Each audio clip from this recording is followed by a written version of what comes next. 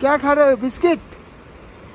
তো দেখো আমরা পৌঁছে গেছি আমাদের চতুর্থ ধাম পরিদর্শন করতে বদ্রীনাথ। ব্রিজ টপকেই যেতে হবে আমাদের মন্দিরে। এটা হচ্ছে মানাগ্রামের গেট। আমরা মানাগ্রামের গেট থেকে ঢুকে গেছি। তো দেখো মানাগ্রামে ঢুকতেই এখানে আলু চাষ হচ্ছে, পটেটো। এটা হলো সেই ঝর্ণা, এই ঝর্ণার নাম হচ্ছে সরস্বতী ঝর্ণা।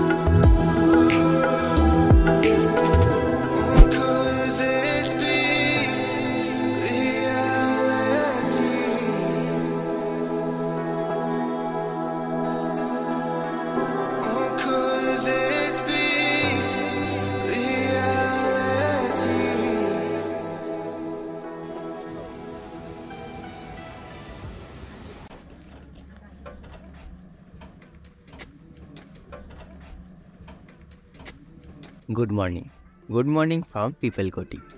আজ আমরা যাচ্ছি আমাদের চতুর্থ ও 4 ধাম যাত্রার শেষ ধাম বদ্রীনাথ ধাম দর্শন করতে। পিপলকোটি থেকে বদ্রীনাথ ধামের দূরত্ব হলো 75 কিলোমিটার। তাই ভোর ভোর তৈরি হয়ে আমরা বেরিয়ে পড়লাম আমাদের ডেস্টিনেশনের উদ্দেশ্যে।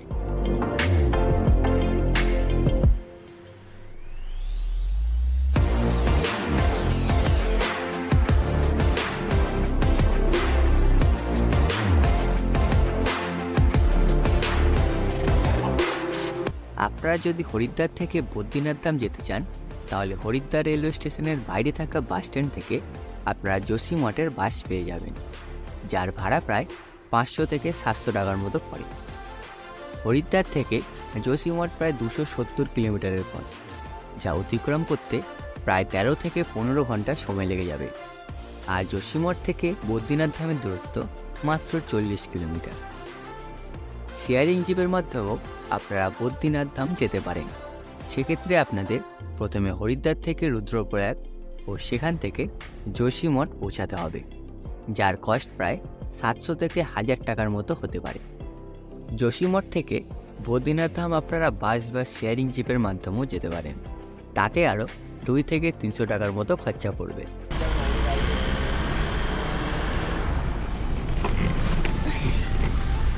তো আমরা এখানে দাঁড়িয়েছি, আমার রেজিস্ট্রেশন চেক হচ্ছে, এই জন্য গাড়ি আমাদের থেমেছে। তো রেজিস্ট্রেশন চেক করে আমরা এগোবো সামনের দিকে। যোশীমঠ পর্যন্ত রাস্তার কন্ডিশন ভালোই থাকে, কিন্তু তারপর থেকে আস্তে আস্তে রাস্তা খারাপ হতে শুরু করে। আপনি কিছু দূর অন্তর অন্তর ল্যান্ডস্লাইড দেখতে পাবেন।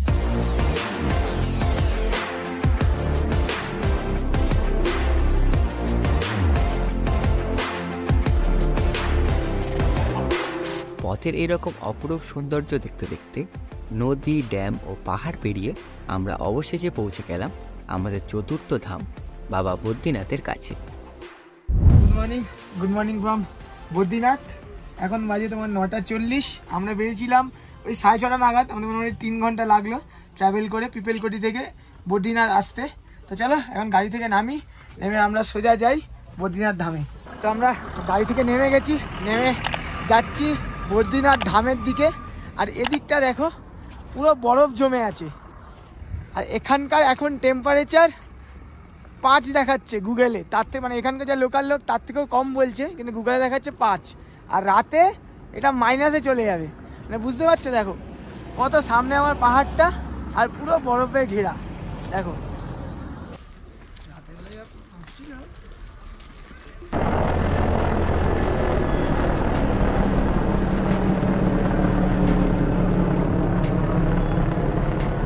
তো দেখো আমাদের বদ্রীনাথ ধামে যাওয়ার আগে এখানে রেজিস্ট্রেশন চেক হবে, রেজিস্ট্রেশন চেক করে তারপরে তোমাদের এই পথ থেকে আমাদের বদ্রীনাথ ধামে যেতে হবে। আর তোমার রেজিস্ট্রেশন চেক করার পর এরকম একটা টোকেন দিয়েছে, যেটা টোকেনটা সামনে গিয়ে তোমাদের দেখাতে হবে। তো চলো এখানে থাকি।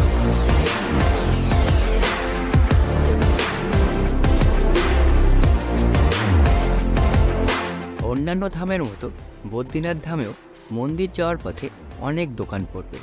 সেখানে খাবার দোকান থেকে শুরু করে শীতের জামা কাপড় ও পুজোর সামগ্রীর জিনিস কিনতে পেয়ে যাবেন। বদ্রীনাথ ধামে যাওয়ার পথেই এই তোমার দু সাইডে পুরো মার্কেট পড়বে, আর পাশে ঠিক গরম গরম রাবড়ি টাবড়ি বিক্রি হচ্ছে। আগে পুজো দিয়ে আসি তারপর খাবো। আর এখানে তোমার সোয়েটার, পুজোর সামগ্রী দেখো, এগুলো সব এখান থেকে কিনতে পারবে। তো চলো যেতে থাকি আমরা। আপনারা চাইলে বদ্রীনাথ ধামে থাকতে পারেন। এখানে অনেক হোটেল ও ধর্মশালা রয়েছে। যদি আপনাদের চলতে সমস্যা হয় তাহলে আপনারা পিঠুও করতে পারেন, যার ভাড়া প্রায় 1000 থেকে 1200 টাকার মতো পড়ে। তো দেখো আমরা পৌঁছে গেছি আমাদের চতুর্থ ধাম পরিদর্শন করতে, বদ্রীনাথ। এখান থেকে দেখো কত সুন্দর লাগছে।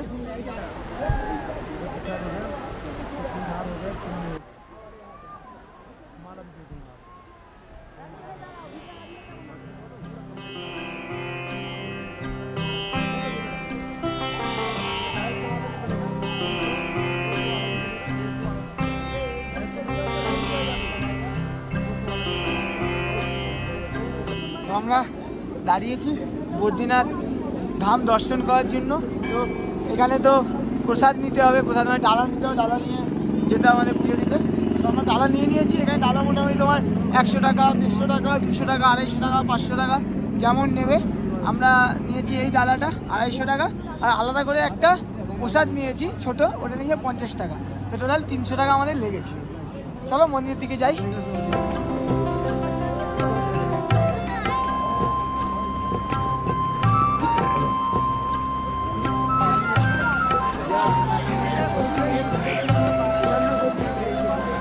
মন্দিরে ঢোকার আগে এরকম একটা গেট পড়বে, আর গেট থেকে ঢুকতেই আমাদের ব্রিজ পড়বে। এই ব্রিজ টপকেই যেতে হবে আমাদের মন্দিরে।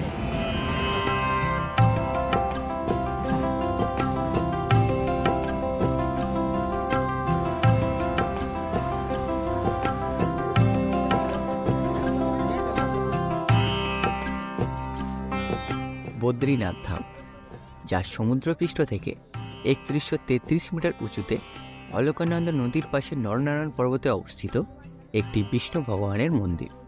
মন্দিরটি 108টি দিব্য দেশমগুলির মধ্যে একটি, যা ভগবান বিষ্ণুকে উৎসর্গ করা হয়েছে। বৈষ্ণবদের জন্য পবিত্র এই মন্দির, যাকে আমরা বদ্রীনাথ হিসাবে পুজো করি। হিমালয় অঞ্চলের চরম আবহাওয়ার কারণে এটি প্রতি বছর 6 মাসের জন্য, অর্থাৎ এপ্রিলের শেষ থেকে নভেম্বরের শুরুর মধ্যে খোলা থাকে। এটি ভারতের সর্বাধিক পরিদর্শন করা তীর্থস্থানগুলির মধ্যে একটি, যা ছোট চারধাম যাত্রার সাথে সাথে বড় চারধাম যাত্রারও একটি অংশ।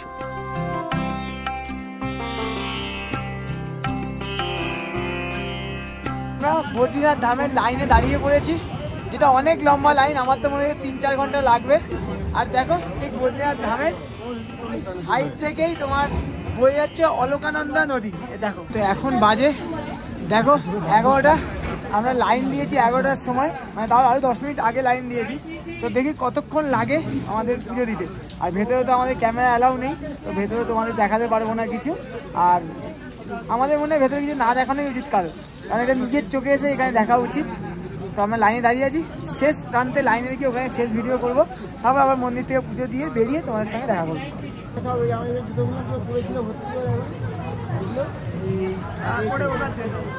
যেখানে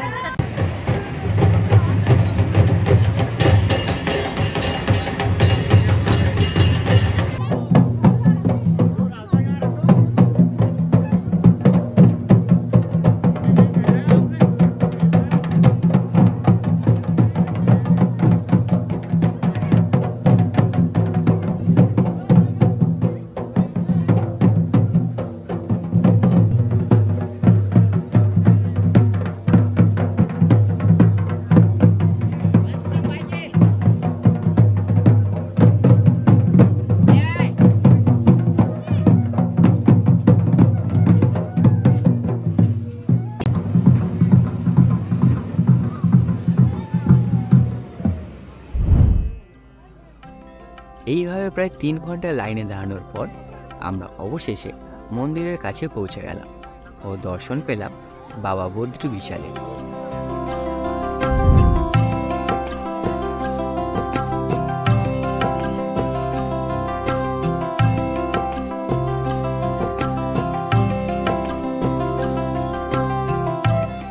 সামনে থাকা এই মন্দিরটি হলো বাবা বদ্রী বিশালের মন্দির।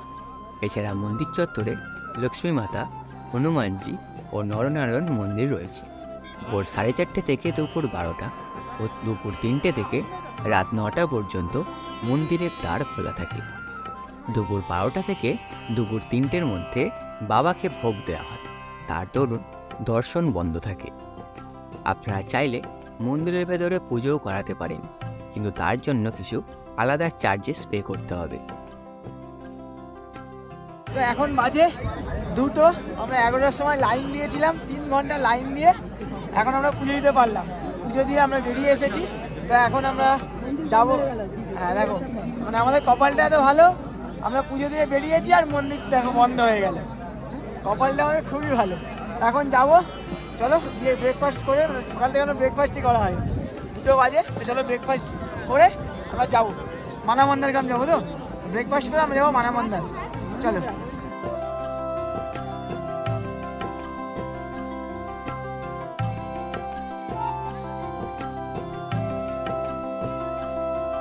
তো বদ্রীনাথ ধাম দর্শন করে আমরা উঠে গেছি গাড়িতে মানাগ্রাম দেখবো বলে। আর আমাদের সকাল থেকে যেহেতু খাওয়া হয়নি, তো আমরা এই খাবারগুলো নিয়ে নিই। তেলে ভাজা, তো তেলে ভাজা তো খেতে ইচ্ছা করছে না, তো তবু এখন তো কিছু একটা খেতে হবে, তো খেয়ে নিচ্ছি। যাচ্ছি আমরা মানাগ্রামে। মানাগ্রামে গিয়ে তোমাদের সব পুরো গ্রামটা ট্যুর করাচ্ছি।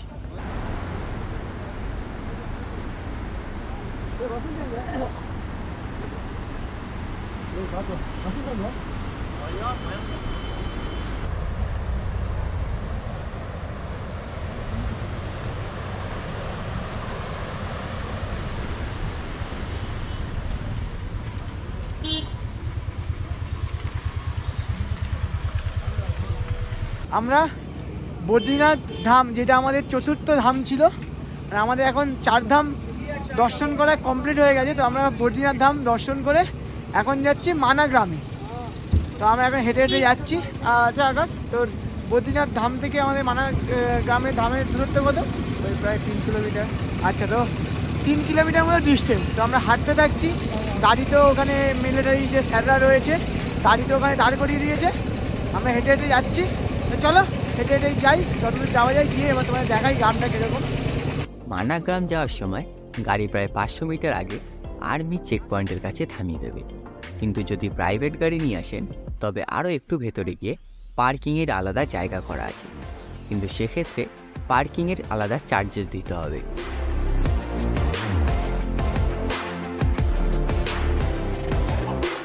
অন্যান্য জায়গার মতো এখানেও পিট্ঠুর ব্যবস্থা আছে। চলতে অসুবিধা হলে আপনারা পিট্টু করে নিতে পারেন।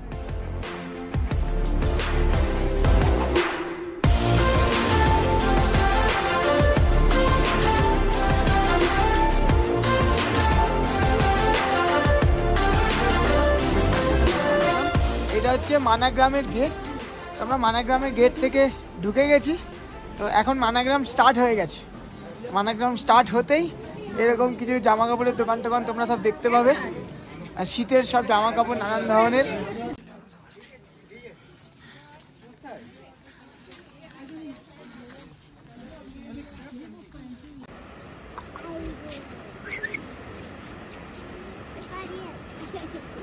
क्या खा रहे हो? बिस्किट। তো দেখো মানাগ্রামে ঢুকতেই এখানে আলু চাষ হচ্ছে, পটেটো। দেখো ছোটো ছোটো পুচকে পুচকে আলু এখানে চাষ হচ্ছে। এই যে টাটা, বাই বাই।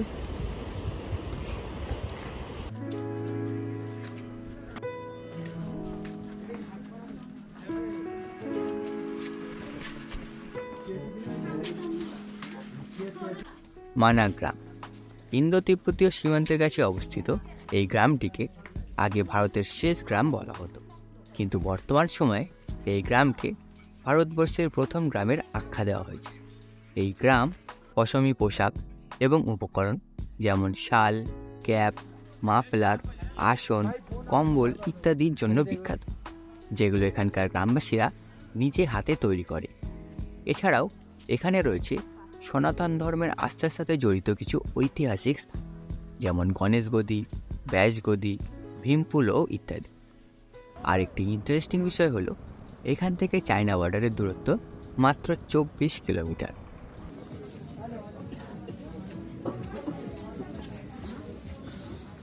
সাইনবোর্ডে দেখলে কি একটা গুহা আছে, এই রাস্তাতে দেখাচ্ছে, চলো এই রাস্তায় যাই। আর এই মানাগ্রামে ঢুকতেই দেওয়ালগুলোয় খুব সুন্দর ভগবানের মানে নানান ভগবানের পেন্টিং করা আছে, যেগুলো দেখতে খুবই সুন্দর লাগছে। দেখো যেমন এই গণেশ ঠাকুরের মূর্তিটা।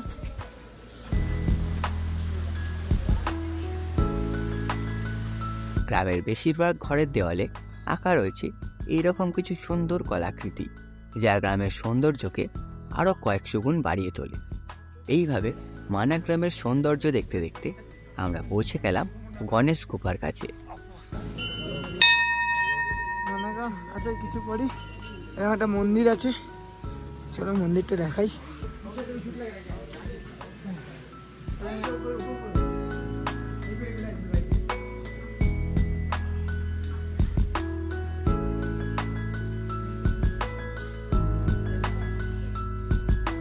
বিশ্বাস করা হয় আজ থেকে প্রায় 5000 বছর আগে ভগবান গণেশ এই স্থানে বসে মহাকাব্য মহাভারত রচনা করেছিলেন।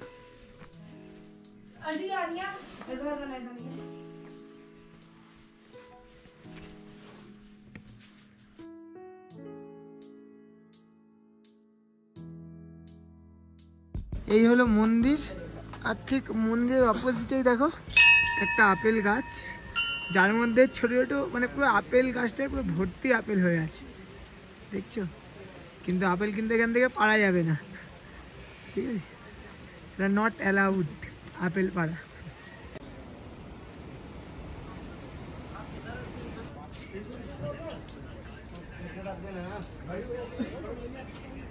মানাগ্রামে ঢুকে তোমরা এরকম অনেক ছোট ছোট রেস্টুরেন্ট পাবে, যেখানকার দাম মানে এই পাহাড় অনুযায়ী এখানকার দাম অনেক রিজনেবল আছে। তো তোমরা এসে বদ্রীনাথে পুজো দিয়ে তোমরা এই মানাগ্রাম ঘুরতে ঘুরতে তো রেস্টুরেন্টে বসে খেতেই পারো, ভালো। তো চলো একটা কী ঝর্ণা আছে, ঝর্ণা দেখতে যাচ্ছি, দেখি সামনে কি ঝর্ণা দেখা পাই কি ঝর্ণা। তো মানাগ্রাম দিয়ে যাওয়ার পথেই একটা ঝর্ণা দেখতে যাবো বলছিলাম, তো যাওয়ার পথেই একটা সুন্দর দৃশ্য দেখলাম। দেখো দৃশ্যটা কত সুন্দর লাগছে, ওর অবস্থা খারাপ হেঁটে হেঁটে। চলো ঝর্ণাটাই নিয়ে যাই তোমাদের।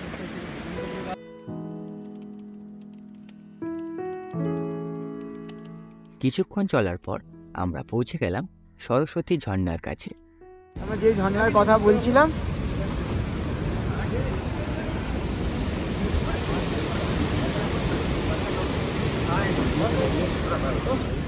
এটা হলো সেই ঝর্ণা। এই ঝর্ণার নাম হচ্ছে, এদিকে দেখাচ্ছি তোমাদের, এই ঝর্ণার নাম হচ্ছে সরস্বতী ঝর্ণা।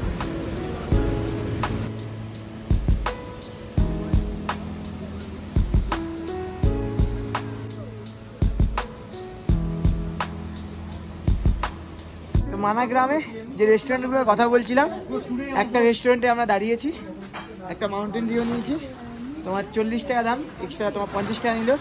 এক প্লেট মোমো অর্ডার করেছি, মোমোর দাম 60 টাকা প্লেট। এবার দেখি খেয়ে যদি ভালো লাগে তো আরও অর্ডার করব। আর আমাদের আকাশ এই তো অসুস্থ হয়ে পড়েছে হালকা, মানে ঠান্ডায় পিঠে ব্যথা করছে, তো নিচে গিয়ে আজকে তো রুমে চলে যাবো, আজকে পুরো রেস্ট নিলে আশা করি ঠিক হয়ে যাবে, তাই রে ভাই? আর এই মানাগ্রাম থেকে তোমার কিছু দূর যাওয়ার পরে কিন্তু আমাদের চায়না বর্ডার পড়ে যাবে, যেটা রেস্ট্রিক্টেড এরিয়া। ওর পরে তোমরা যেতে পারবে না, কারণ এরপরে China border, China India border পড়ে যাবে এই দিকটা। চলো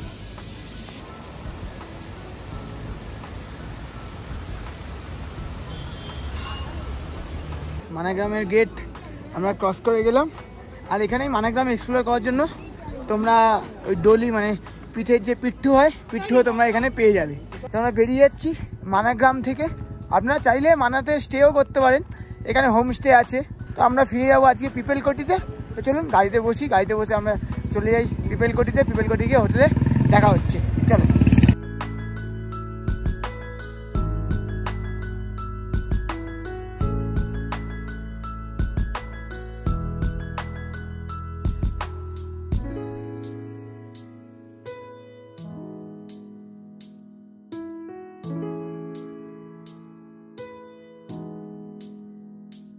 বদ্রীনাথ ধাম থেকে হোটেল ফেরার পথে একটু আসতে না আসতে পুরো জ্যাম লেগে গেছে। দেখো এমনি ছোট রাস্তা, তো এখানেই আপাতত আধা ঘন্টা হয়ে গেছে।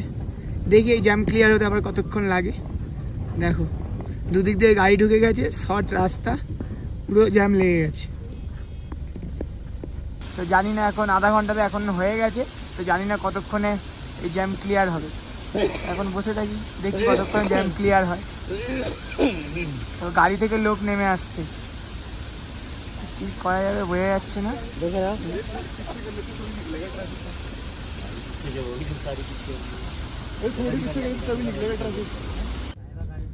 প্রায় আধা ঘন্টা দাঁড়ানোর পর জ্যাম শেষ হলো, আর আমরা ফিরতে থাকলাম পিপেলকোটির উদ্দেশ্যে।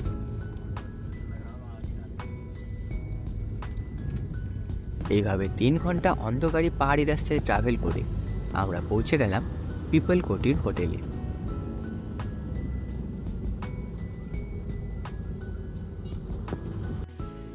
তো আমরা পৌঁছে গেছি হোটেল রুমে।